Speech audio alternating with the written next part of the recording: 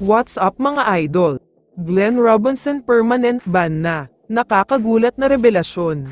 Pero bago mo sana ipagpatuloy ang panonood mo, ay huwag mong kalimutan na mag-subscribe bilang suporta sa aking YouTube channel. Maraming salamat idol.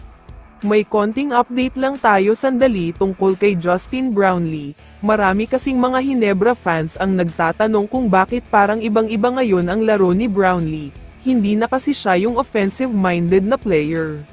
Hindi na siya masyadong tumitira, pa-rebound, pa-assist at patakbo-takbo lang siya. Ang iniisip ng ibang mga Hinebra fans ay hindi na daw siya masaya sa team, na wala na din ang palangiti na Justin Brownlee. Ayon mismo kay JB, sobrang saya pa rin naman daw niya sa Hinebra at kung akala ng lahat na may pinagdadaanan siya, nagkakamali kayo dahil sinasadya daw talaga niya ang slow type of play, para mas mabigyan ng kumpiyansa ang mga kakampi niya.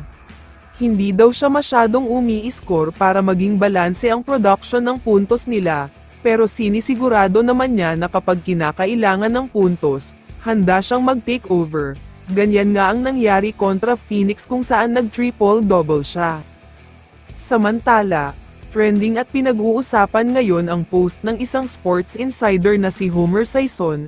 Sinabi kasi nito na nag-reach out daw sa kanya ang pinaalis na import ng Magnolia na si Glenn Robinson III, mabigat daw ang inamin nito.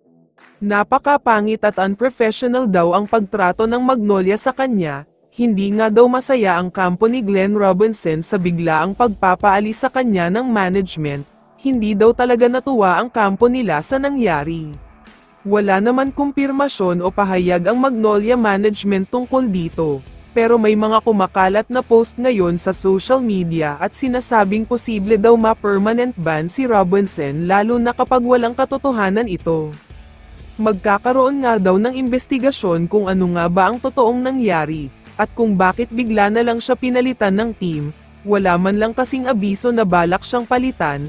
Bigla na lang lumabas ang balita tungkol sa bagong import nila.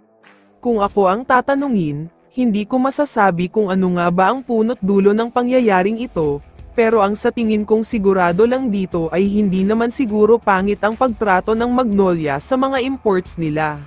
Mabait ang mga boss dito tulad ni Boss Al Francis Chua at syempre ang SMC Big Boss Ramon Ang.